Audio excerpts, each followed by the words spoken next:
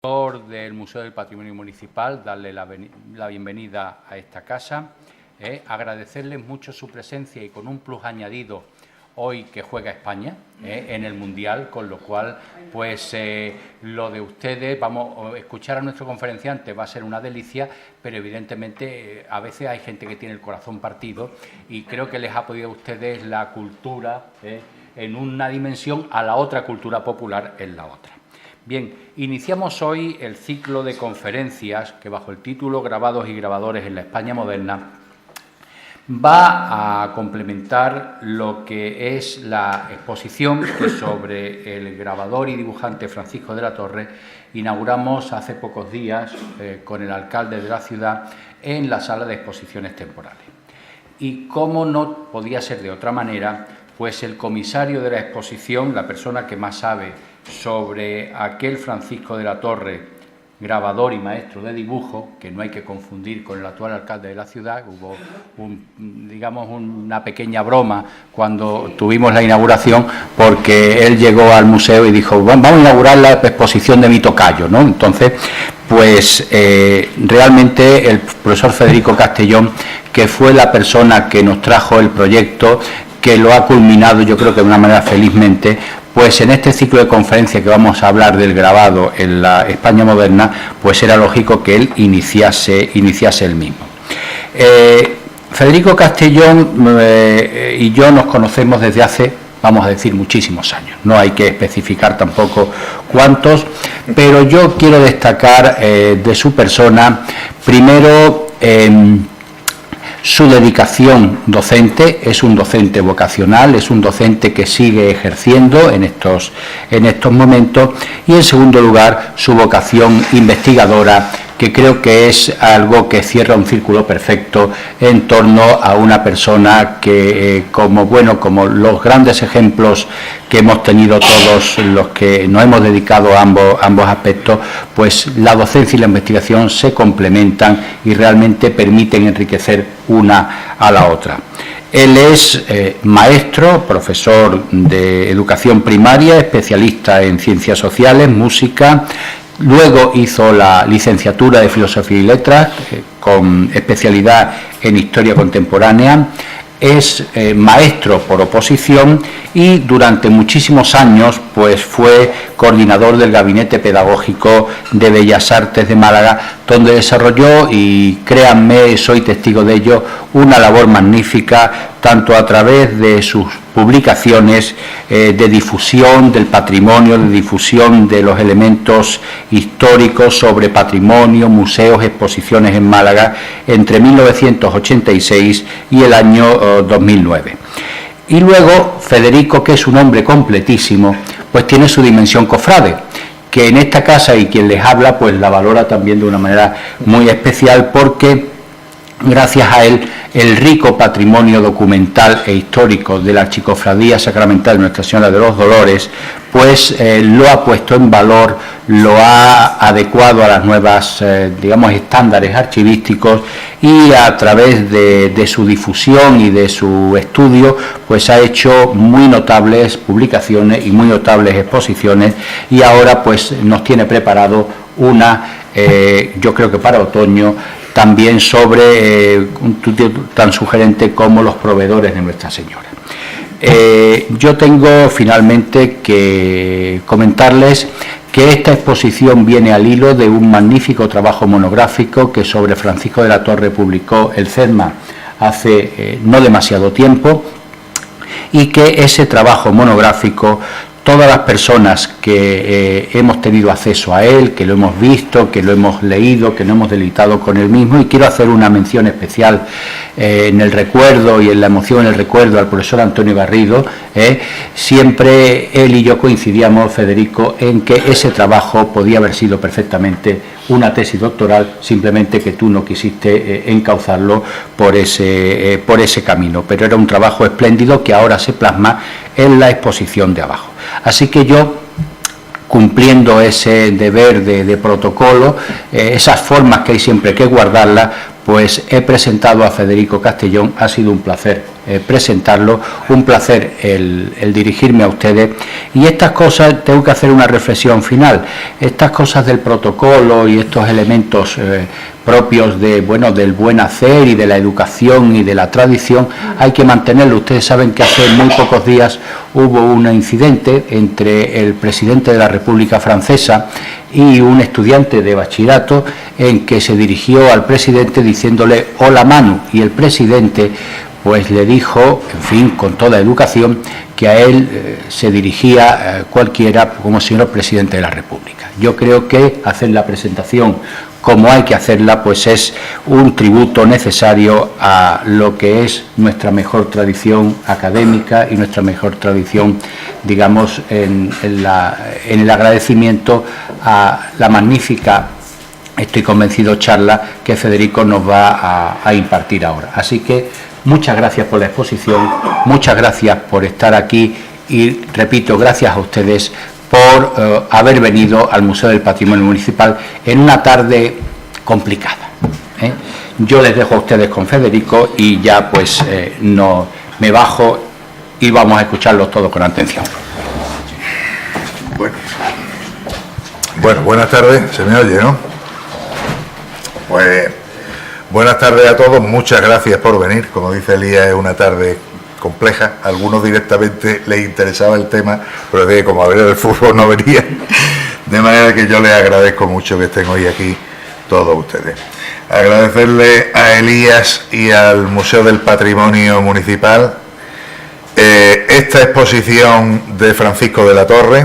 Creo que se rinde homenaje y se pone en valor un artista malagueño bastante desconocido, con una obra que han podido ver en la exposición, creo que bastante completa en lo que se respecta a grabado calcográfico en Málaga.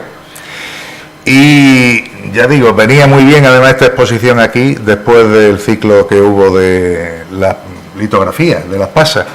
Litografía en la que Málaga fue una gran potencia litográfica, con litógrafos muy tempranos, como Maqueda o Rojo, ya en 1830, casi una década después del descubrimiento de la litografía, de los procedimientos litográficos, pero sin embargo había una gran ausencia de calcógrafos en Málaga, que es lo que vamos a ver un poco en esta exposición, del grabado en plancha de cobre.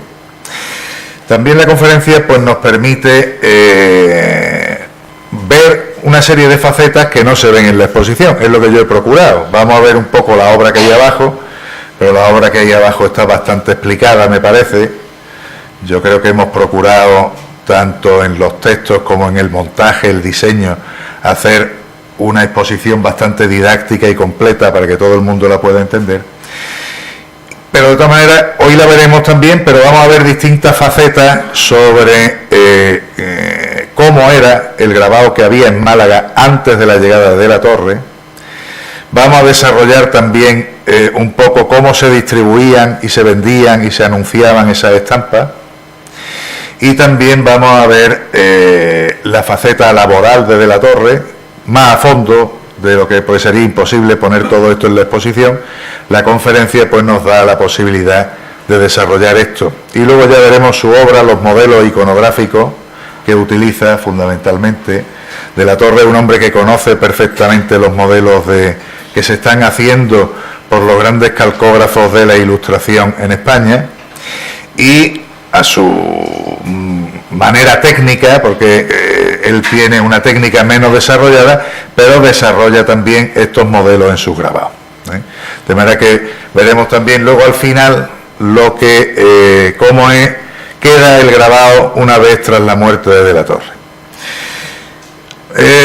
En Málaga, ¿qué había antes de la Torre? Pues por un lado, en cuanto a grabado, a lo largo del siglo XVIII, el grabado calcográfico arranca mucho antes, pero digamos que en el XVIII incluso en Málaga lo que hay una pervivencia tardía de la xilografía, del grabado que utiliza la madera. De hecho, tenemos abajo una patente sanitaria de 1740 y algo, del Archivo Municipal, realizada en xilografía. De hecho, los libros que se imprimen en Málaga pues prácticamente hasta la mediación del 18, muchos de ellos lo que traen como frontispicio o ilustración de portada son grabados xilográficos. De manera que hay una pervivencia, el primer punto ahí, tardía de la xilografía. Luego tenemos el recurso a grandes grabadores nacionales para la realización de las estampas, de los encargos. Y escuelas locales, fundamentalmente la granadina y la sevillana, para la realización de encargos menores. Es lo que vamos a ver inmediatamente. ¿Quiénes patrocinaban estas estampas? Será el segundo punto que desarrollaré. Y el último, cómo se vendían y se distribuían estas estampas.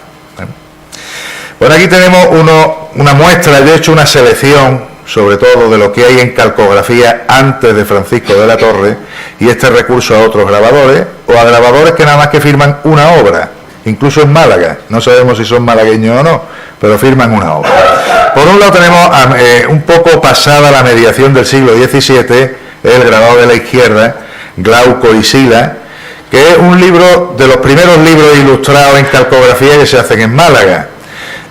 Los socios de Castalia, de Juan de la Victoria, Obando y Santarém, este militar y poeta tan importante en Málaga en el siglo XVII, que ilustra su libro con una serie de estampas que hace este Alonso de Oviedo, estampas que son a talla simple, son estampas que no tienen prácticamente trama, el rangé, como se llama esa técnica, sino que prácticamente son a talla simple.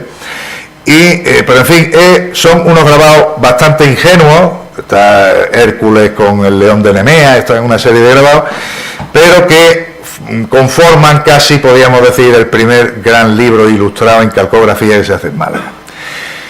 También el poderío de personas con poderío económico, como por ejemplo, bueno, era Juan de Obando, pero es también Fray Alonso de Santo Tomás.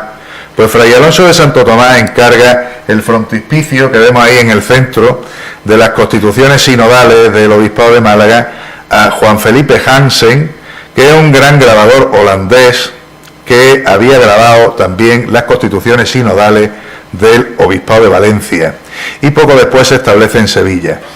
Las relaciones estrechas en ciertos momentos de Fray Alonso con Sevilla, pues parece que hace que se encargue este magnífico grabado con Santo Tomás, con Santo Domingo, los emblemas dominicanos para las constituciones sinodales de Málaga.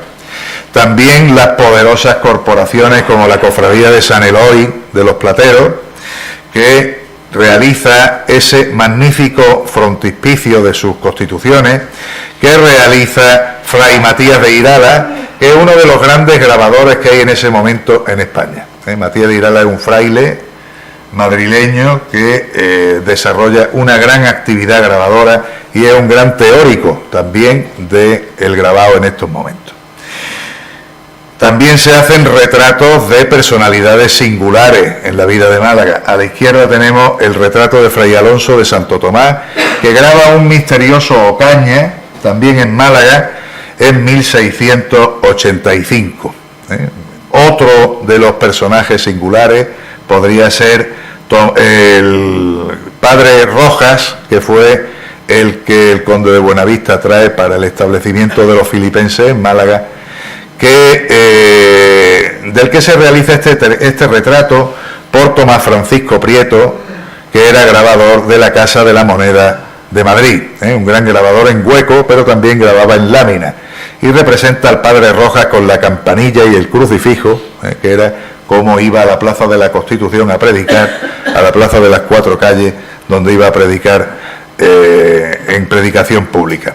A la derecha tenemos el retrato del Marqués de la Sonora, bastante relacionado con la exposición que tenemos abajo. Además, un retrato que hace Jerónimo Antonio Gil, que es el que realiza la moneda del Montepío de Cosechero, que tenemos también en la exposición, así como el boceto. Son también grabador en hueco, y este hombre fue primer grabador de la ceca de moneda de México, a raíz, como yo explicaba en la exposición, del gran éxito que tuvo con la medalla del Montepío. ¿Para qué se hacían también grabados en la época moderna y se encargaban en Málaga grabados, pero no había grabadores que lo hicieran? Para las causas de beatificación. Yo he traído algunas un poco raras, porque ninguno de estos tres luego se declararon santos, pero son grabados buenos, grabados importantes, sobre todo los dos primeros. El de la izquierda es Sor Mariana de San José, Manuela Mariana de San José, es una monja del convento de Antequera de Clarisa, que pasa a Vélez, Málaga, a fundar el convento de Vélez. Entonces, cuando muere, en olor de santidad, pues el capitán general de la costa, aquí estamos hablando también de la gente que paga estos grabados, los grabados son muy caros, como yo explicaba también en la exposición, pues le encarga un grabado de la monja fundadora del convento de Vélez al grabador Juan Ruiz Luengo, que es un gran grabador granadino, posterior a la familia Eiland, pero que mantiene un poco esa calidad del grabado que había tenido Granada con esta familia. Una lámina muy curiosa también es la del centro, que la hace Juan Bernabé Palomino, que fue el primer grabador de cámara, un grabador casi autodidacta, este no estudia fuera, pero que es el primer profesor de grabado de la Academia de San Fernando, y luego es el primer grabador que se nombra por la corona grabador de cámara. Aquí representa a Fray Silvestre de Estella. Este era un fraile lego del convento de los Capuchinos de Málaga y está situado en la portería del convento de Capuchinos de Málaga, socorriendo a los menesterosos. Vemos que es un grabado magnífico. Es interesante que nos fijemos ahora en la factura de estos grabados, porque luego vamos a comprobar un poco las deficiencias técnicas de la Torre, ¿no? Los entrapados, esas sombras que tiene, unas tramas magníficas, un dibujo correctísimo, en este caso. Y a la derecha tenemos otra causa de beatificación, que es la de este Gregorio López. Este era un paje del rey Felipe II, que se fue a la India como anacoreta, allí publicó una serie de libros viviendo entre los indios, y que el comisario del Santo Oficio de Ronda pues encarga esta estampa para ilustrar su libro sobre las memorias, creo que es Diálogos para las memorias de la historia de la ciudad de Ronda, en este año de 1776. Gregorio López había muerto mucho antes, pero era una lámina que se hace para promover la beatificación de este hombre. Lógicamente también las estampas devocionales, la más conocida, una lámina espléndida, es la de la aparición de la Virgen de la Victoria a San Francisco de Paula, que vemos ahí a la izquierda, que vimos también en la exposición de Fernando Ortiz, una lámina maravillosa, en la que el dibujo lo hace la invención, una de las cosas que debíamos de distinguir: dibujante, inventor, grabador, escultor, son distintos términos que se utilizan a la hora de quien concibe, luego quien graba una estampa.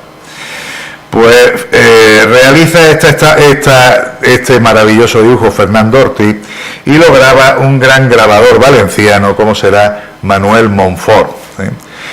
Hay otras láminas muy parecidas, también José Camarón, de esta misma escuela de Monfort, pues hacen unas composiciones bastante parecidas. Yo creo que basadas en esta. Curiosamente, de esta estampa, en las manipulaciones de las estampas, yo comentaba la de abajo del Nazareno de Antequera, que ahora la comentaré también. Aquí también hay una manipulación. Esta estampa la encargan los monjes mínimos de Málaga, los frailes de la Victoria. Y además en la leyenda pone en tal el convento de frailes mínimos de la ciudad de Málaga, tal. Bueno, pues los frailes mínimos de Granada debieron de hacerse posteriormente con la plancha, porque hay impresiones en Granada en las que se borra el convento de Málaga y se pone el convento de Granada.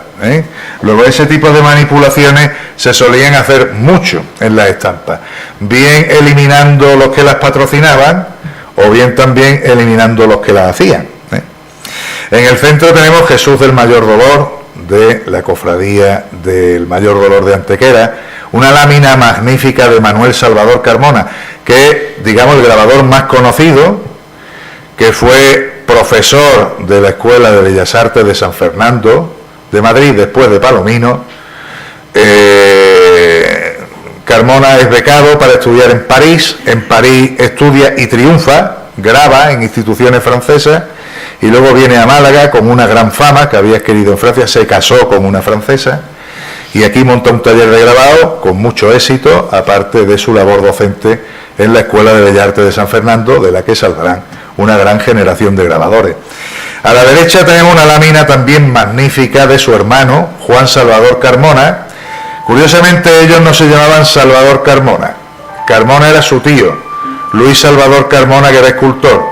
Como el tío tenía mucho éxito, pues se cambiaron el segundo apellido y adoptaron el del tío, para tener el mismo éxito comercial que tenía su tío con la escultura. Esta es una imagen también magnífica de la Virgen de la Paz de Ronda como Inmaculada Concepción. Es una imagen curiosa porque yo había encontrado la documentación de esta estampa. Es una estampa que encarga que Fray Diego de Cádiz está emperrado en que se haga. Y entonces Fray Diego de Cádiz convence a los duques de Medinaceli para que patrocinen la estampa. Es de gran formato, una estampa bastante grande. De manera que se hace. Y luego localice la estampa, lo cual para un investigador es una eureka de esto de que se enciende la bombilla, ¿no? Bueno, y aquí tenemos otros dos, ya vamos, esos son, digamos, una panorámica rapidísima sobre los grandes encargos. O sea, Málaga no tenía grabadores, pero se encargaban muchos grabados, Había personalidades poderosas, habían órdenes religiosas, habían cofradías que encargaban grabados. Encargos más sencillos, encargos más baratitos, por así decirlo, un apañito, pues se hacía con grabadores granadinos y grabadores sevillanos. En estos tiempos, pasada la mediación del 18, el grabado había decaído mucho, fallecido Ruiz Luengo en Granada, y en Granada hay una generación de grabadores que son Francisco Izquierdo, que estudió el grabado en Granada, decía que eran auténticos mamarrachos lo que hacían, ¿no? No llegamos a tanto, pero es una estampación popular, es distinta. La estampa culta, que vemos aquí, que es la estampa popular que estamos viendo aquí, mucho más tosca en el dibujo, en el grabado, en la composición. A la izquierda vemos la Virgen de los Ángeles del convento de los Ángeles de Málaga. La imagen se conserva, que está en el asilo. Una lámina que hace Francisco Torres, que es un grabador de Granada, que sobrevive a De la Torre, y la mala sombra es que Torres se ha confundido mucho con De la Torre, de manera que en los repertorios de grabados nacionales que existen, pues se han confundido ambas figuras, de manera que a Francisco de la Torre se le atribuyen estampas de Torres mucho tiempo después de muerto, Pero en fin, parece que la cosa ya se ha aclarado un poco. A la derecha tenemos otro grabador granadino, que es Rivera, que realiza esta Virgen de los Remedios de Cártama, también bastante tosca. Ambos dos realizan varias estampas en Málaga. Por parte de la escuela sevillana la cosa no es tan mala, pero todos estos dos grabadores son anteriores a Francisco de la Torre. Cuando Francisco de la Torre empieza a ejercer, ni José Braulio Amat ni Francisco Gordillo trabajan ninguno de los dos en Málaga o para Málaga. José Braulio Amat realiza varios trabajos, uno de ellos la Virgen de Gracia de Archidona, una composición, bueno, que tiene cierto mérito, sobre todo en los motivos ornamentales alrededor de la imagen. Y al lado tenemos una estampa preciosa de Francisco Gordillo. Francisco Gordillo es un grabador sevillano que pocos años después, en 1785, parte para Madrid como segundo grabador de la Casa de la Moneda. En 1783 se le encarga este grabado, que es San José, patrono de los niños expósitos de Málaga, en la puerta del Hospital de los Niños Expósitos, donde el torno donde se abandonaban a los niños. Y luego, en fin, trae unas leyendas muy curiosas, muy bonitas sobre el tema. Hay varios grabados sobre este tema de los expósitos digamos, en la calcografía malagueña. Pero sí había un grabador de categoría, o de cierta categoría, en Cádiz. Cádiz tenía a José María Ramos y de la Vega, y vemos un poco la diferencia entre el grabado que hace siguiendo el dibujo de otro autor, como el de la izquierda, la Virgen del convento de Monteagudo de Antequera, en una composición sobre todo en los ángeles, los personajes, tanto el dibujo un tanto deficiente, pero porque no es suyo. Hay un dibujante y es lo que hace el grabado. Y luego tenemos las otras dos láminas, la del centro es el escudo de la Maestranza de Caballería de Ronda, es un trabajo magnífico, como el de la derecha, que es sobre la monja mínima de Archidona, Sor María del Socorro, otra de estas láminas que se hacen para causas de santidad de distintos religiosos. Como vemos, Ramos y de la Vega sí es un buen grabador, y había hecho también las ilustraciones de un libro de medicina, pues poco antes del final de siglo. Digamos que es la figura más sobresaliente, que es un tanto coetánea a de la Torre, aunque lo sobrepasa en el tiempo. Otra fuente, aparte de todas estas que hemos visto, que compraban o encargaban grabados, las imprentas. Aquí he puesto un caso curioso, que es el de la imprenta de Martínez de Aguilar, una de las imprentas más importantes de Málaga de finales del 18, sobre un bestseller de la época, que fue El oficio de la Semana Santa, de Joaquín Lorenzo Villanueva. Este libro se debía de vender como churros porque hubo montones de ediciones. Una de las mejores, la de Madrid, con grabados de Manti, pero aquí en Málaga, Martínez de Aguilar hace 2 ediciones seguidas el mismo año, 1796. Se ve que editó el primer libro, se agotó enseguida y se editó el segundo.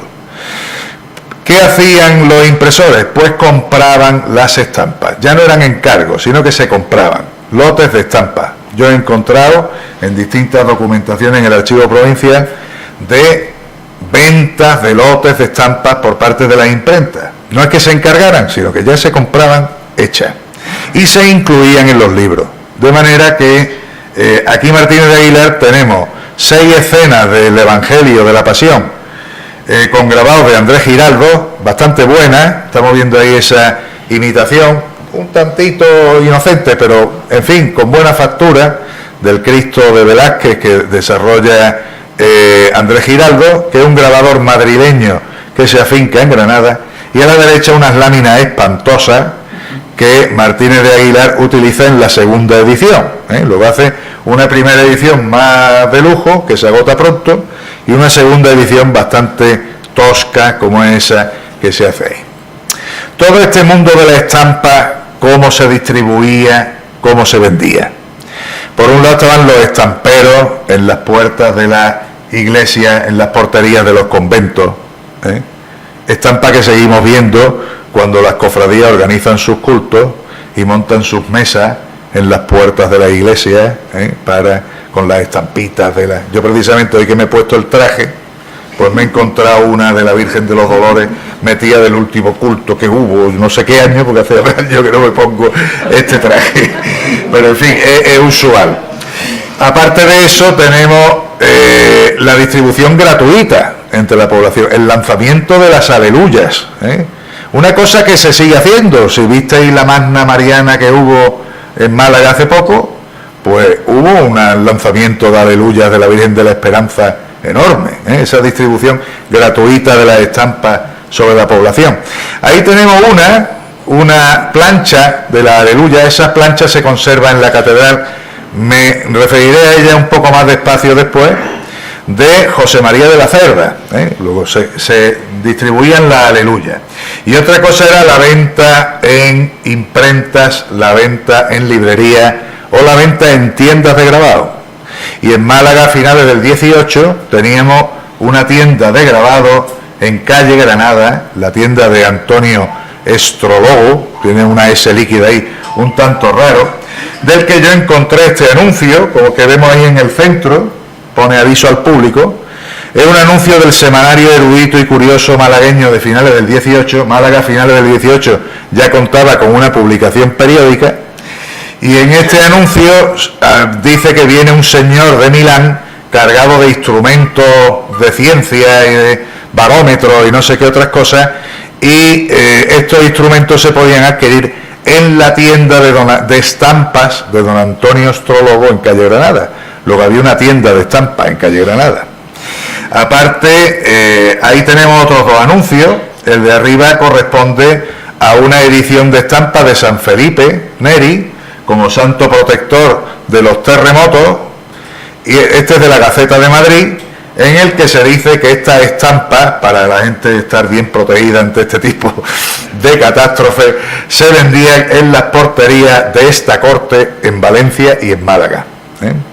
Y abajo tenemos otra, por ejemplo, que es de la librería de Quincoces, también de la Gaceta de Madrid, en la que se da cuenta de la venta de estampas de santos correspondiente a los meses de octubre, noviembre y diciembre, ediciones que eran también muy corrientes, estas ediciones de los santos de los distintos días, que se vendían en la librería de Quincoces en Málaga. Una edición interesante, muy interesante, esta de las carpetas de diseño de la Catedral de Málaga, que hará Montaner y Munera, grabador mallorquín, pues muy importante también en la época, que edita la Catedral de Málaga para sacar algunos ingresos después de perder el arbitrio real con el que se subvencionaban la obra, que se anunciaba su venta en el Diario de Madrid de julio de 1815, y también curiosamente se vendían en una imprenta en México.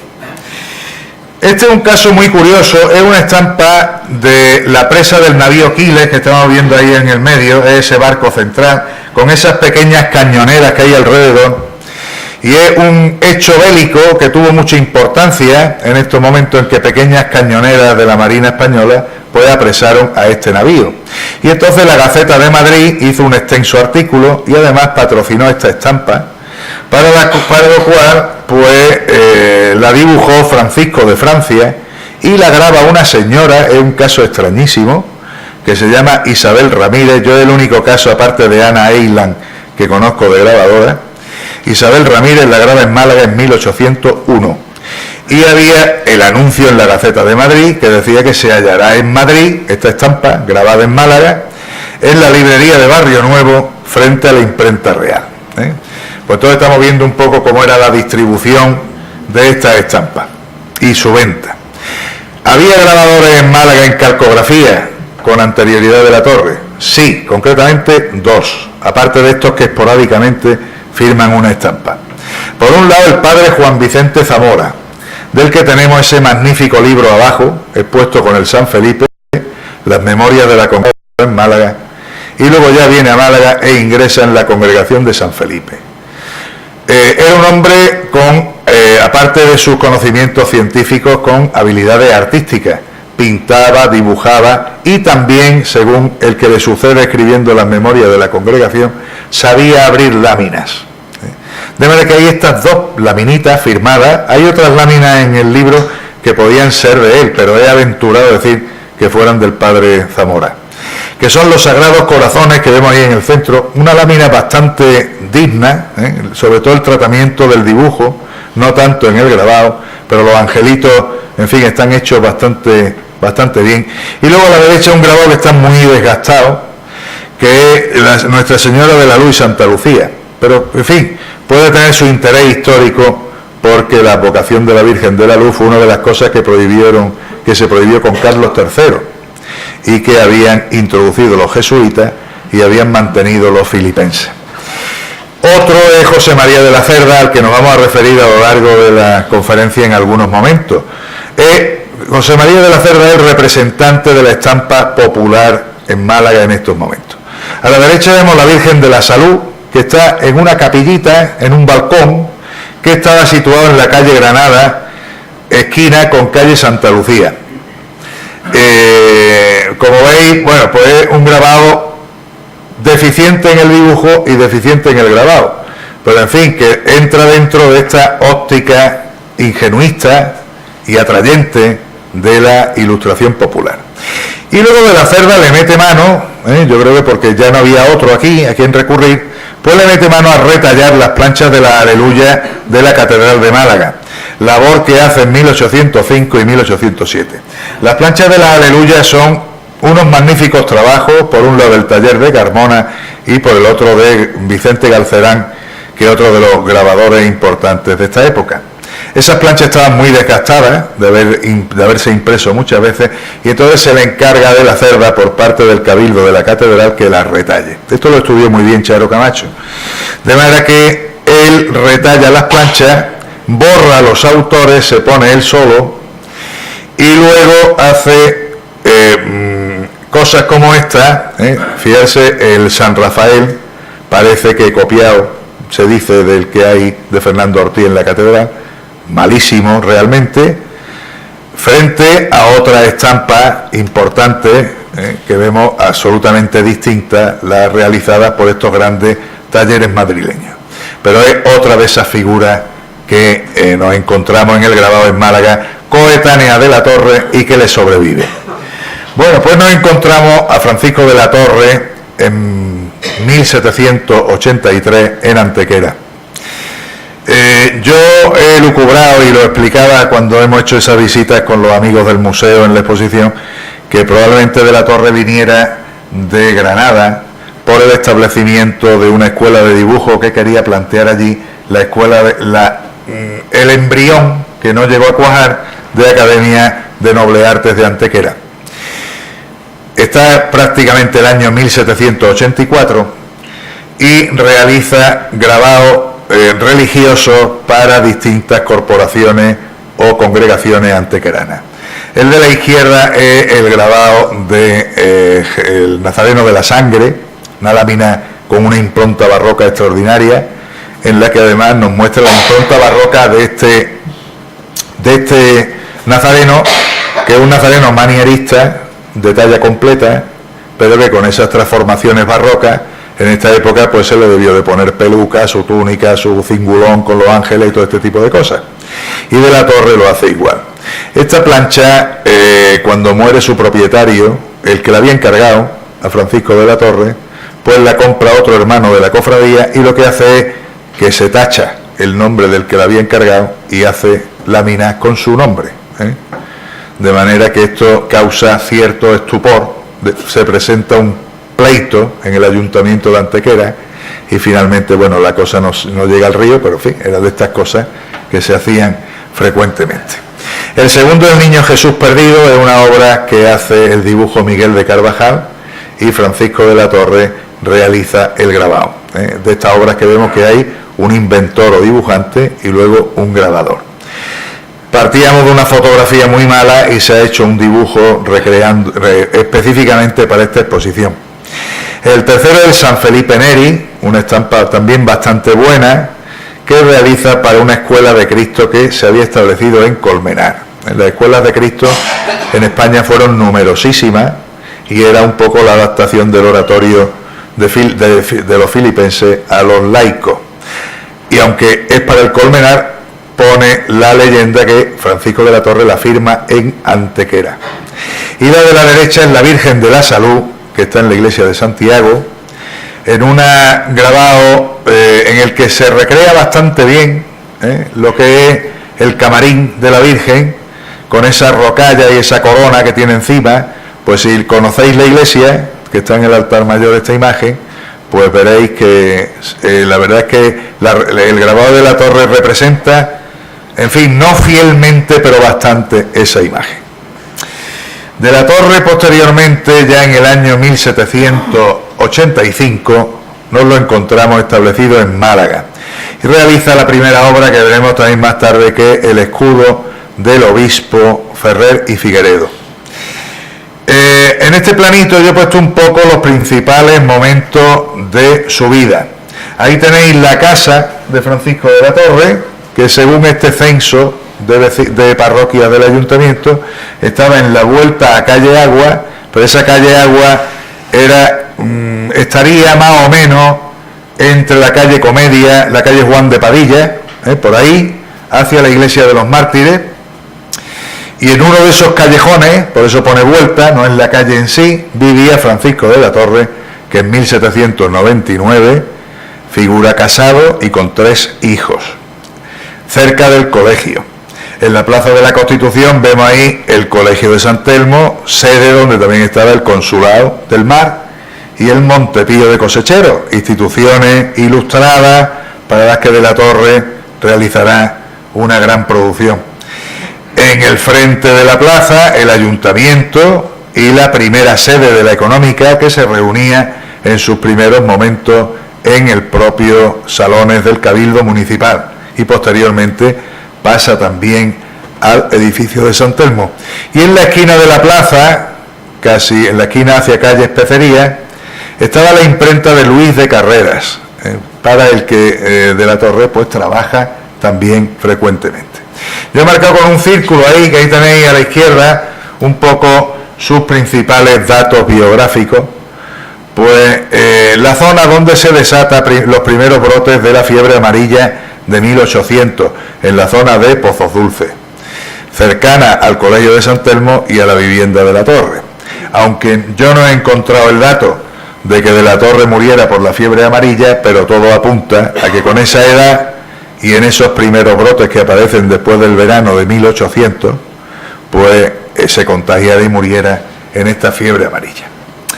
Bueno, de la Torre empieza a trabajar para el consulado tras la muerte del profesor de dibujo que tenía la escuela del consulado anterior a él, que era Cristóbal Rodríguez.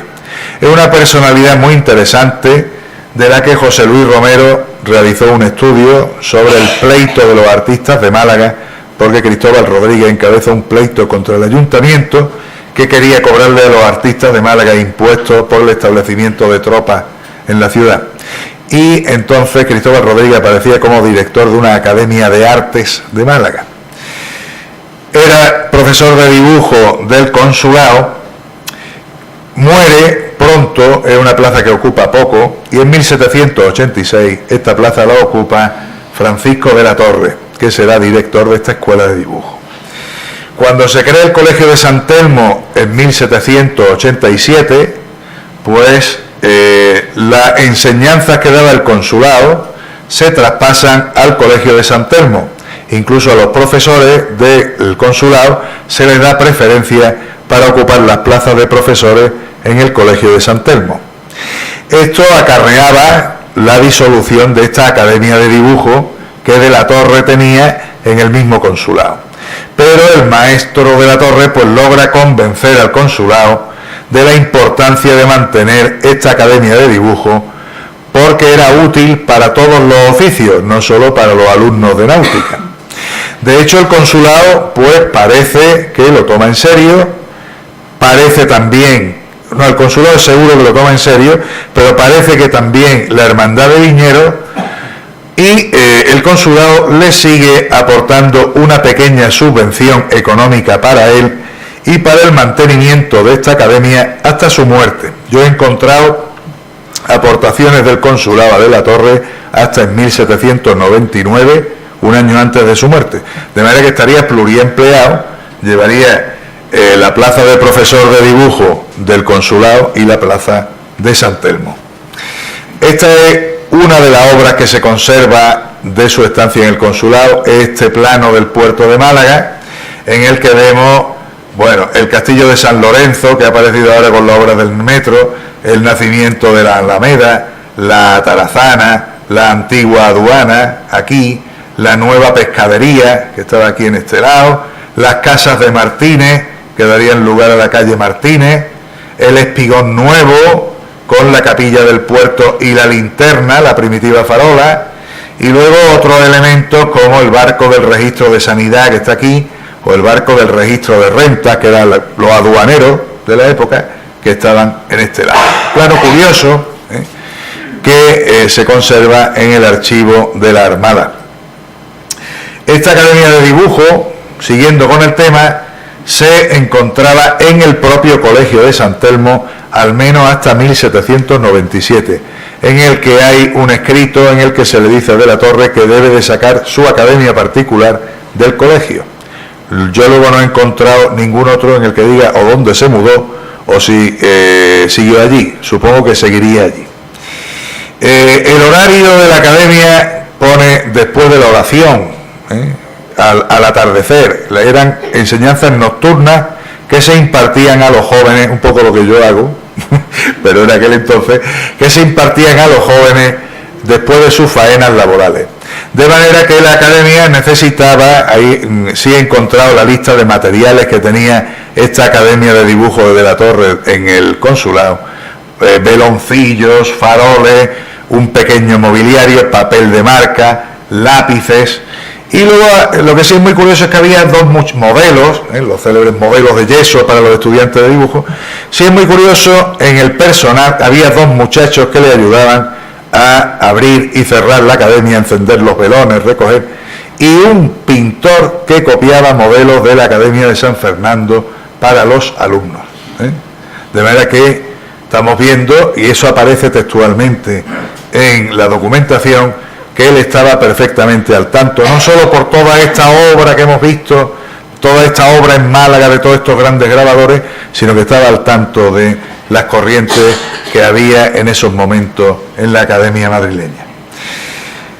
En su plaza de San Telmo de la Torre empieza en 1787 hasta su muerte en 1800. Tenía un sueldo de los más bajos del colegio, eran 180 reales, 183 reales al mes, eran 2.200 reales al año, era uno de los sueldos más bajos del colegio, tenía pocas horas de clase, bien es verdad, por eso estamos viendo todo este pluriempleo y mucho más que vamos a ver. Y de la Torre tenía encomendada la clase de dibujo natural o artístico, y luego el catedrático de matemáticas del colegio, el que daba las clases de dibujo militar, que era el dibujo lineal. El aula de dibujo, estamos viendo un plano del colegio que está también abajo en la exposición, es un plano que se hace por el catedrático de matemáticas de San Telmo de Sevilla, pues de la época, un plano que se levanta cuando se establece el colegio de Málaga. Pues vemos, bueno, aquí estamos viendo el consulado, el edificio del consulado para el que él trabaja y tiene esa academia privada, lo tenemos todo en casa. Este es donde está la farmacia Utrera ahora mismo, ¿no? La calle Compañía, esta de aquí, la calle San Telmo, que va por detrás del colegio, y la calle de los Mártires aquí. El aula de dibujo, el aula de dibujo estaba en la segunda planta, lo pone el plano. De la Torre empieza a dar clases solo a los porcionistas, que eran niños de familias pudientes que pagaban porción por la enseñanza en el colegio, porque el colegio estaba fundamentalmente destinado a los hijos de miembros de la Armada, sobre todo huérfanos, que no pagaban nada, y los porcionistas pagaban esa porción. La enseñanza era muy buena. Yo he estado leyendo los planes de estudio del colegio y ahí se daba francés, se daba matemáticas, se daba maniobras, era una educación completísima, hasta bailes de salón, comentaba yo en la exposición. Y 2 profesores de dibujo, de manera que era un colegio, pues los alumnos tenían su uniforme, existen las láminas con los uniformes de los colegiales, tenía sus guardias, estaba aquello fortificado con sus guardias, un instrumento de la Armada absolutamente eficaz para la formación de pilotos de la Armada. Y luego he señalado aquí la zona de viviendas, que es esa esquina del Museo Thyssen hoy en día, donde estaba la vivienda del director, que es la más grande, lógicamente, es este pedazo de solar de aquí, y en este espacio estaban las viviendas de los profesores. Prácticamente todos los profesores vivían en el colegio, menos de la Torre, que tampoco el pobre le habían dado casa en el colegio. De manera que luego se intentará darle casa, tampoco se le dará, y se le dará una pequeña compensación económica. ¿Qué hace además del dibujo? Pues de la Torre establece un auténtico taller de grabado dentro del colegio de San Telmo. De manera que imprime multitud de materiales para los alumnos, láminas de geometría, los quartier, que se empleaban muchísimo porque eran cuadrantes de reducción de ángulos que usaban mucho los marinos, sobre todo para calcular las derrotas náuticas y todo este tipo de cosas. También realiza grabados para la edición de libros. Abajo tenemos un libro maravilloso que se ha conservado en la Biblioteca Pública Provincial de la Avenida Europa. Está el libro con esta lámina de levantamiento de plano, y luego están las láminas de geometría, que lógicamente están plegadas en el libro, solo hemos podido exponer una del libro original. Es un libro que se editó primeramente en el Colegio de Sevilla, en el San Telmo de Sevilla, la primera edición, con láminas de este que hemos visto, Braulio Amat, de la Virgen de Gracia, y se hace una segunda edición que hace el Colegio de Málaga de 3.000 ejemplares, que hace de la Torre. También hay constancia de otro libro con láminas, en este caso de geometría, que se edita en el Colegio de Málaga, que son los Principios de Geometría de Jerónimo Mas. Todos estos libros entran dentro de la reforma de las enseñanzas de la náutica que hacen los ilustrados. Es un libro que está desaparecido completamente. Yo he intentado buscarlo por cielo y tierra, pero no lo encontré en ninguna parte. Hablé hasta con el bibliotecario de la Marina y es un libro que desapareció de los catálogos de la Biblioteca de la Armada a principios del siglo pasado. Y luego, bueno, él instruye a alumnos en el arte de grabar. De estas actividades de la Torre en el Colegio de San Telmo, pues da fe el brigadier Francisco Javier de Vintuisen, que era el comandante general del Cuerpo de Pilotos de la Armada e inspector de las escuelas de los departamentos marítimos y particulares del Reino, el gran inspector de las escuelas de la Armada en España. Cuando Vintuisen llega a visitar el Colegio de Málaga en 1793, escribe este informe al director general de la Armada, en el que dice sobre De la Torre: siendo sobresaliente en el dibujo y más que regular en el buril a fuerza de trabajo y nada de industria para economizarlo, me parece que se le debería proporcionar el pasar a Madrid por un año sosteniéndole y costeándole los 3 cuerpos que le dan sueldo: el colegio, el consulado y la hermandad de viñeros. Un dato interesante. Los cuales, añadiendo 100 ducados más cada uno, podrían mantenerlo allí al lado y con recomendación de uno de esos buenos profesores para que, instruyéndose bien en los modos de abrir, volviese al colegio para enseñar a 2 colegiales y extendiesen esta instrucción a Sevilla. Desgraciadamente, este plan de Vintuisen pues no llega a cabo, porque el director del colegio, José Ortega y Monroy, dice que si se manda De la Torre allí, volverá muy crecido y querrá cobrar más, y entonces mejor que no se le mande a aprender más, que con lo que sabe ya sabe bastante. Bueno, sí tiene allí una serie de alumnos, 2 de ellos, los 2 primeros que vemos aquí, Francisco Nillo y José Serrano, serán alumnos de la Academia de San Fernando. Fueron alumnos de la Torre y luego van a la Real Academia de San Fernando en Madrid. De Nillo, fundamentalmente De la Torre se deshace en elogio, pero el pobre muere al año de estar en Madrid. Y entonces le sustituye José Serrano Martínez, que tuvo bastante poco aprovechamiento, ya que el consulado decide incluso retirarle la pensión que lo mantenía en Madrid. Y de manera que de estos alumnos de él que van a San Fernando, la verdad es que tienen poco éxito. Tenemos este niño que vemos en el centro, es un retrato muy curioso que encontré de este alumno de la Torre, que es Francisco de Milla y Mendoza, alumno de la Torre, porcionista del Colegio de San Telmo, de estos ricos que venían a estudiar al colegio, que hace un dibujito de la muerte de Cleopatra, que manda a la Academia de San Fernando con una carta de recomendación de su profesor, don Francisco de la Torre, para que se expusiera en alguna de las salas de la Academia. Yo, claro, me imagino que en la Academia saltarían de reír con estas cosas, pero en fin, Francisco de Milla era maestrante de ronda, y entonces si aquello iba bien acompañado, pues probablemente se expusiera el dibujito de Cleopatra. Y luego tenemos una figura muy interesante, que es Juan Pedro de Morata, al que corresponde esa lámina que tenemos a la derecha. Juan Pedro de Morata aprende a grabar con De la Torre, pero no era dibujante, no sabía dibujar, y se especializa en el grabado de letra. Cuando Juan Pedro de Morata acaba su instrucción en San Telmo, es segundo piloto de la Armada, pues entonces pasa al equipo del Depósito Hidrográfico de la Marina para hacer el Atlas Hidrográfico de España.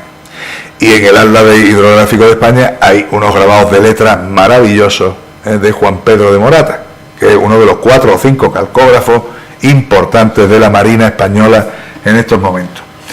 Y por último, pues tenemos ahí a Francisco de la Torre, hijo. Francisco de la Torre, hijo, manda un memorial al consulado cuando fallece su padre, diciéndole que su madre y él y su hermano han quedado en la más absoluta indigencia, porque no había pensiones de viudedad ni de nada, y que entonces que se le becara a él para ir a San Fernando. El consulado accede, pero yo no he visto, y me he repasado los libros de matrícula de la Academia de San Fernando, del derecho y del revés, y al hijo de la Torre no lo encontró allí por ninguna parte. De manera que parece que no llegaría a estudiar a Madrid. Hay una fuente muy interesante de información sobre Francisco de la Torre, aparte del archivo de San Telmo y del Archivo de la Armada, que son estos 3 libros: las cartas críticas de Antonio Recalde, la carta apologética de Gabriel Cobo y la respuesta a la carta apologética de Antonio Recalde. Estos 2 maestros, Recalde y Cobo, pues son, en estos 3 libros se monta una especie de película muy interesante, por un lado, para la historia de la educación en Málaga en estos momentos, y por otro lado también sobre el artista Francisco de la Torre. Gabriel Cobo era profesor de primeras letras, de letras de San Telmo en Málaga, y luego pasa al Colegio de Sevilla, y luego, por determinadas circunstancias, es expulsado del colegio. Monta una academia particular y entonces hace un método de ortografía y gramática que Antonio Recalde, en esas cartas críticas, lo pone a caer de un burro. Antonio Recalde era otro maestro, en estos momentos maestro de la Escuela de los Abates, del que tenemos abajo en la exposición también el dibujo de la coronación de Carlos IV. Y entonces Antonio Recalde pone a Cobo a caer de un burro. Es más, le acusa de determinado apropiamiento de dibujos de Francisco de la Torre que Cobo firmó como suyo. En concreto, un dibujo de la Concepción, podría ser la Inmaculada que hay abajo, y también un dibujo de Carlos IV a caballo.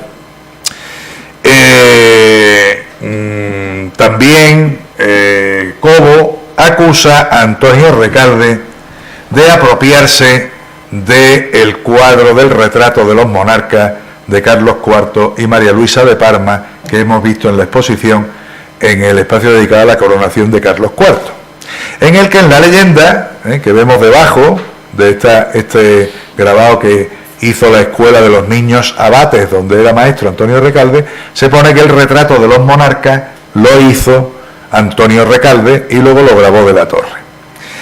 Esto Gabriel Cobo, en su libro La carta apologética, pues dice que es absolutamente falso. Dice: lo decimos Torre y yo, él porque lo hizo y yo porque lo vi hacerlo. De manera que acusa a Recalde de apropiarse de este grabado. Realmente los dos lo que hacían con respecto al dibujo no era dibujo, eran unas composiciones caligráficas como las que vemos a la izquierda, que pertenece al archivo del Colegio de San Telmo, que está en el Instituto de Martirico, a la parte del Instituto de Martirico, donde vemos estos usos que hay aquí, que se reproducen en toda la corona del arco, este cisne que se hace aquí a base de filigrana, que son estas cabecitas de niños. Entonces sí es probable que Recalde hiciera esos adornos caligráficos con el que se adorna el grabado, pero desde luego no el retrato de los reyes, que por otra parte de la Torre, como veremos luego, se inspira en otro grabador de la escuela madrileña. Por otra parte, Recalde, cuando Cobo le dice esto, pues Recalde, y tú más, que ahora está tan de moda, pues Recalde le dice a Cobo que el desastre lo hizo él con la lámina de las conversaciones históricas malagueñas de Cecilio García de la Leña, la correspondiente a Gibraltar y la Alcazaba. Cecilio García de la Leña, creyendo que Cobo grababa y dibujaba bien, y vamos, realmente era todo falso, pues le da el plano de Carrión de Mula para que desarrolle en un grabado una vista de la Alcazaba y Gibraltar y el puerto. Y entonces lo que hace Cobo es esto. Según Recalde, Cobo intentó sobornar a De la Torre para que hiciera la lámina y la firmara él. De la Torre dice que no accedió por lo poco que le reportaba, o sea, no le pagaba bastante el otro para hacer de negro, de manera que al final la lámina la hizo Cobo, quedó tan desastrosa que el propio Medina Conde García de la Leña dice en las conversaciones histórico-malagueñas: vuestras mercedes perdonen, no sea la lámina como yo quisiera. Pues la lámina quedó desastrosa. A la izquierda está la de otros grabaditos, también bastante malos, que hizo de la Cerda. La he puesto porque como están aquí los amigos del museo, pues es la dama de la Alcazaba, que está ahora en la entrada, la dama de la aduana, que está en la entrada de la aduana, en un grabado también bastante malo de José María de la Cerda. José María de la Cerda además era un gran imitador de la Torre, ya muerto el maestro. Por ejemplo, en esta patente sanitaria que él entrega al ayuntamiento ya bastantes años después de que había muerto de la Torre, para renovar las planchas de la Torre, que según de la Cerda estaban bastante desgastadas, y el ayuntamiento le dice que no le compran el grabado, en el que hace pues bueno, una imitación burdísima del grabado que hemos visto abajo, tan magnífico, del Museo Marítimo de Barcelona. Además, de la Cerda utiliza los mártires Ciriaco y Paula que había usado en esas láminas que retalla para la Aleluya. Otro elemento en los que vemos esta imitación de José María de la Cerda de la Torre, en los elementos coloniales. Hay esta tarjetita, un grabadito muy gracioso, esta tarjetita tan simpática, es una tarjeta de visita que se conserva en el archivo Díaz de Escobar. Es la tarjeta de visita del comisario de Indias de la Orden de San Francisco, que era de Málaga y fue uno de los fundadores también de la Sociedad Económica. Y entonces para este hombre le hace de la Cerda este grabadito con los dos indianos y con esos elementos que de la Torre había desarrollado, como en esa acción de la Compañía Marítima de Málaga, el caimán, la cotorra, los cocos, las palmeras, pues los mismos elementos, pero desde luego mucho más burdos, los que desarrolla ahí el amigo José María de la Cerda. Y aparte de esto, pues qué trabajo, aparte del consulado y del Colegio de San Telmo, hace de la Torre. Los de la Sociedad Económica de Amigos del País, como se explica abajo en la exposición, siguiendo exactamente lo que la sociedad había estipulado en su estatuto como elementos de su empresa: las armas de la ciudad, con Gibraltar y la Alcazaba, los elementos del comercio, de las ciencias, del aprendizaje a los pies, que vemos aquí, de la alegoría de la sociedad, que recoge con su manto todos estos elementos, la vista del comercio con el buque de popa, otro elemento, y la antorcha de la Ilustración que levanta la alegoría. Hace dos versiones con el lema "Para el bien de la patria", el lema de la Sociedad de Málaga.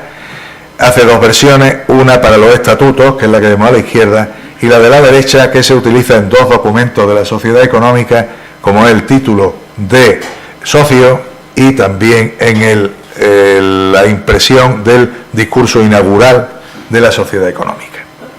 También trabaja para la Hermandad de Viñeros, como hemos visto que le daba sueldo. Yo, cuando esto lo dice Vintuisen, intuyo que en esa academia que mantenía con el consulado, la mantendría también con sueldo de la Hermandad de Viñeros. Vemos el mismo esquema de la gran matrona, con el azadón de gancho en la mano, sobre una columna con el escudo de Málaga, los útiles de la viña, que vemos aquí a la izquierda, el comercio con los toneles de la uva y la pasa, que tanta importancia tuvo a finales del 18 y que procuró esa acumulación de capitales que vendrá a dar con la industria malagueña ya en el 19. Y luego el tema del cuerno de la abundancia, siempre lo que se quiere para estas sociedades, para la patria, para la ciudad, en todas estas láminas. También esta lámina espléndida de la Asociación de Señoras de la Caridad, muy simbólica. Estamos viendo cómo de la Torre domina todo este lenguaje, tanto el pagano como el religioso, y donde nos presenta ese pebetero con la llama ardiente de la caridad, la fe en el crucifijo, la esperanza en el ancla, y ese lema sacado de el apóstol San Pablo. Otro de sus principales patronos será el ayuntamiento. Trabaja mucho para el ayuntamiento en ediciones de Luis de Carreras, como decíamos. A la izquierda, el real privilegio de la vara del alguacil mayor, con esa victoria alada y la fortuna en torno al escudo de Málaga, y de nuevo todos esos símbolos de la importación, de la exportación, el barco, los pabellones de bandera. En el centro, su versión del escudo de Málaga, una versión preciosa en un tondo circular, parece similar al escudo que Málaga hace con el nombramiento de Godoy, pero ese oval, en este caso es circular, con unos motivos vegetales muy interesantes, que además exceden geométricamente lo que es el grabado, con esas ramas de vide y luego esos anillones laterales del que cuelgan guirnaldas lacias de laurel y de olivo. Este escudo se usa mucho. Yo he traído este documento de la derecha que está hecho polvo, que es del Archivo Provincial, que es una lista de las diputaciones de la ciudad de Málaga, en la Real Provisión de los Caballeros Regidores y en las patentes de sanidad, como veo aquí. Este es su trabajo para la Junta de Sanidad, para el que reutiliza planchas como la del escudo de Málaga, que vemos ahí, y que ya habíamos visto en la Real Provisión, con la victoria, con la fortuna, con el escudo de modo central.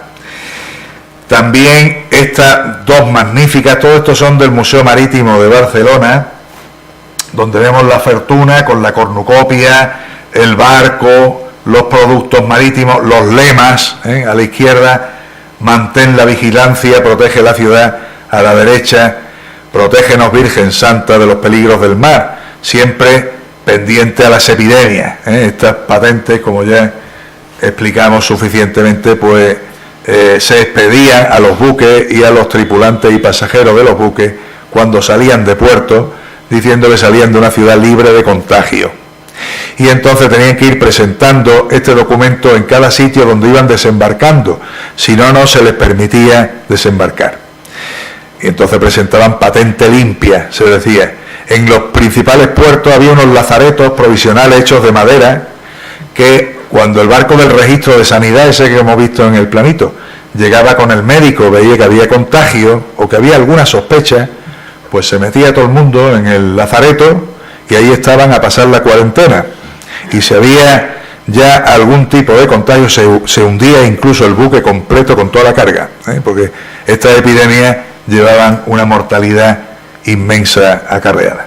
Esta es una lámina preciosa, veíamos abajo con detalle, con de nuevo los patronos, los santos patronos y la Virgen de la Victoria como protectores de la ciudad. Esto es como las capillas callejeras que se ponen en la salida y la entrada de los pueblos para proteger a las localidades con sus patronos. Pues aquí exactamente igual, pero es el mar. Y luego vemos pues unos motivos muy bonitos, a la izquierda la agricultura, a la derecha la pesca, Hércules que vemos sobre la columna, un soldado con un senatus populusque malacitano ahí a la derecha, y abajo de nuevo la fortuna con productos de la importación y de la exportación. También espléndida estampa esta de la Compañía Marítima de Málaga, una compañía que surge para el tráfico de productos con Nueva España, en la que se representa la nueva y la vieja España. La dama de la izquierda, luego la veremos con detalle, la Victoria en el centro, la Nueva España con ese tocado indio a la derecha, los elementos de la izquierda, el conejo, símbolo de España, el león, el caimán, los productos tropicales en el otro lado, los océanos abajo, con Neptuno y Mercurio, símbolo del comercio. Luego tiene una simbología espléndida, esta estampa que se conserva en el Museo de Artes Populares. Aquí estamos viendo con detalle esta visión, la parte superior de esta estampa, con el anagrama de Carlos IV, la parte de abajo con Neptuno y Mercurio, en esa estampa extraordinaria. Y luego, aparte de esto, hace trabajos para órdenes religiosas y cofradías, las cabezas de San Juan degollado en dos versiones que tenemos ahí a la izquierda, o esta del arzobispo Portillo que tenemos a la derecha, que es un eslibris, hemos visto ante una tarjeta de visita, pues este es un eslibris que Elías de Mateo pues descubrió cuando estábamos montando esta exposición. O sea, es un auténtico hallazgo esta laminita. El arzobispo Portillo, este hombre profesa dominico en Málaga, lo nombra Carlos III, arzobispo de Santo Domingo, y posteriormente termina en la archidiócesis de Santa Fe de Bogotá, para la que su convento de Málaga patrocina. Estos datos son de su causa mortuoria. Su convento de Málaga patrocina una gran biblioteca, le compran los libros, le mandan los muebles y seguramente también le encargarían a De la Torre que hiciera los eslibris para los libros de esta biblioteca. De manera que de la Torre hace este precioso el libris con el obispo, yo decía como se hacen las tortillas modernas, desestructuradas, ¿no?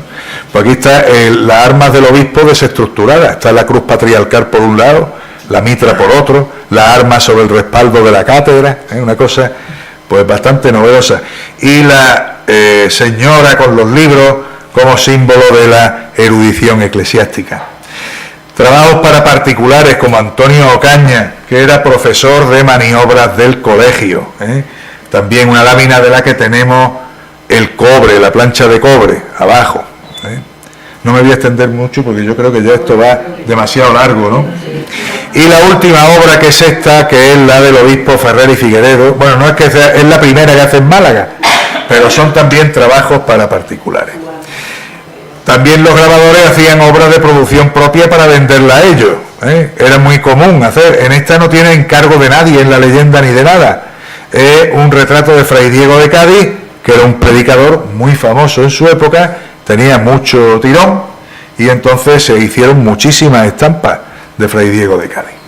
Aquí tenemos un poco la prematura muerte de Francisco de la Torre, con los primeros brotes de la fiebre amarilla que se producen en julio de 1800 en Cádiz, los primeros contagios en octubre en Málaga, en la zona de Pozos Dulces.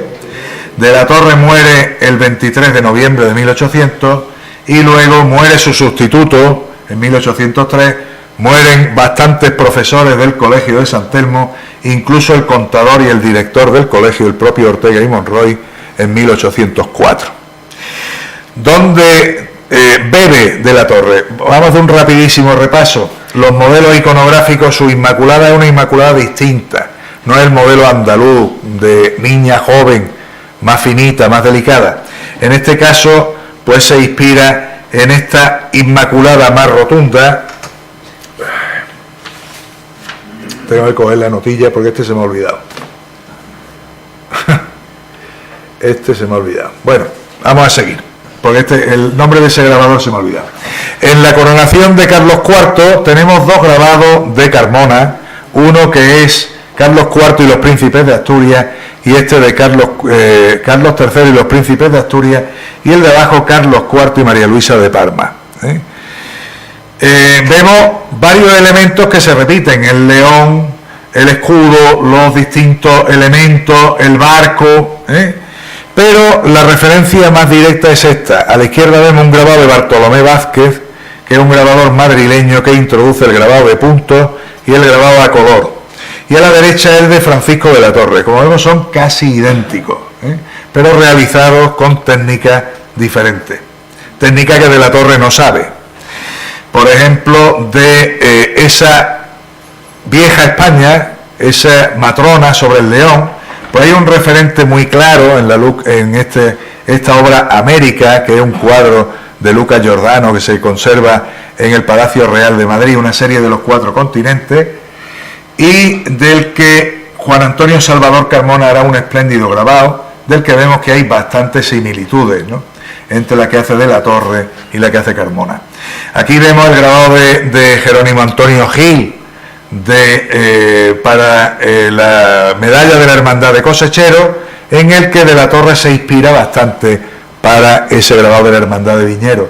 Y luego estos motivos marítimos con los escudos, con los distintos elementos diseminados en torno a la figura, que son muy usuales. El de la derecha eran precisamente las ordenanzas del Colegio de San Telmo de Málaga, que graba Joaquín José Fabregat con un dibujo de Salvador Maella. Está el escudo, está una alegoría, en este caso con un remo, el barco de popa, un octante, una brújula, los elementos de la marina. En los mismos motivos lo vemos en las ordenanzas de intendente, ese chiquitito de abajo a la izquierda que hace el mismo grabador, o arriba el de Pascual Molés, de una alegoría del comercio de Barcelona, en la que estamos viendo todos esos elementos. En cuanto a las patentes de sanidad, son muy comunes en toda la época moderna la colocación de los santos patronos en las patentes. No solo aquí, la primera de la izquierda es de Nápoles, del siglo XVII, de mediados del XVII, la de la derecha es la del puerto de Barcelona, una silografía de Ignacio Valls de mediados del 18, y luego abajo tenemos la silografía de Málaga de 1743 y la espléndida lámina de la Torre que hemos visto anteriormente. Aquí estamos viendo un libro que fue muy célebre en su época, que fue El viaje a la América Meridional, de Antonio Ulloa y Jorge Juan, en el que la portada, pues estamos viendo elementos de esas patentes perfectamente, un libro de 1748, con la victoria, el escudo, Neptuno, todos esos elementos que se reproducen. ¿Cómo se ha estudiado? ¿Qué estudio había hasta ahora de Francisco de la Torre? Bueno, pues Bejarano lo cita en su Historia del Consulado del año 57, y Ángeles Pazos como profesor de dibujo en su libro sobre la Academia de Bellas Artes en el siglo XIX. También como profesor de dibujo del colegio aparece en la obra de Isabel Grana del Real Colegio de San Telmo. Pero tenemos un caso curioso, lo he querido traer porque de la Torre ya estuvo en una exposición, en una exposición del año 1880 en Barcelona, que fue la exposición de grabados de autores españoles que organizó la Asociación Artística Arqueológica Barcelonesa, con obras de coleccionistas de Barcelona. Entre esas obras, pues había obras de la Torre, al que se describe como un grabador de transición entre el siglo XVIII y XIX. También aparece en los repertorios de Elena Páez de la Biblioteca Nacional por la estampa de Viñero, en la obra de referencia de Juan Carrete Parrondo, que tendremos aquí el miércoles que viene, que es el diccionario de grabadores y litógrafos que trabajaron en España, y también en las dos obras de Antonio Correa, que son referentes para los estudiosos del grabado, como es el repertorio de grabadores españoles, y en las matrices de grabado calcográfico de la colección de Antonio Correa de la Calcografía Nacional, en la que se conserva una matriz de cobre con un caballero de la Orden de Santiago. Bueno, y yo con esto ya he terminado. Lo que sí le quisiera recordar, que a Elías se le ha pasado, es el ciclo de conferencias que continúa el miércoles que viene. Es, ya he dicho, la figura más importante sobre el estudio del grabado en España, que es Juan Carrete Parrondo, que el hombre viene encantadísimo de darnos una conferencia el próximo miércoles. Se llama Taller Visual, en lo que él va a hacer, quiere hacer una cosa muy participativa, el poder de la estampa en la España ilustrada. El ciclo lo dejaremos en reposo en julio y en agosto, y en septiembre tendremos el miércoles 19, Trampantojo a lo divino, la imagen sacra y sobre verdadero retrato en la Málaga y Antequera del Barroco, por Juan Antonio Sánchez López. Y el 26 de septiembre, mi gran amiga Reyes Escalera, los principales focos del grabado en la Andalucía moderna, con el que cerraremos el ciclo. Es un ciclo muy interesante, creo que muy completito, en el que tenemos una gran figura nacional y luego tenemos dos grandes profesores de la universidad para hablarnos tanto de la estampa de botas como de los círculos locales. Y yo por mí, pues nada más.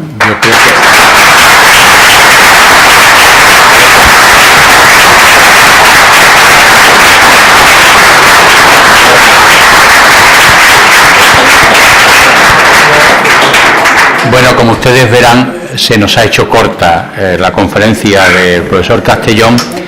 Él, como coordinador del ciclo, ya les ha anunciado nuestras próximas citas, no olviden la del miércoles de la semana que viene, y yo, como siempre hacemos en este tipo de ciclos, pues aunque sea de manera breve, como ustedes vean, pues alguna pregunta o alguna cuestión que quieran someterle a su consideración, pues tienen ahora la oportunidad de hacerlo, porque está claro que sobre el grabado en Málaga y sobre Francisco de la Torre sabe muchísimo, Entonces está claro que sabe muchísimo, y además es capaz de hacer lo que hace un gran maestro, que es no solamente aportar el dato, sino relacionarlo con el contexto de su época y relacionarlo también y saber leer, en este caso no el documento, pero sí saber leer toda la simbología de que hace el despliegue que hace Francisco de la Torre. Así que ahora, antes de concluir, si quieren ustedes hacerle alguna pregunta, pues ese es el momento.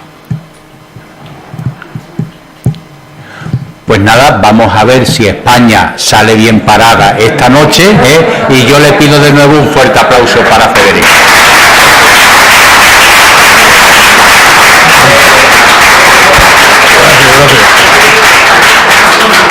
Bueno, estupendo.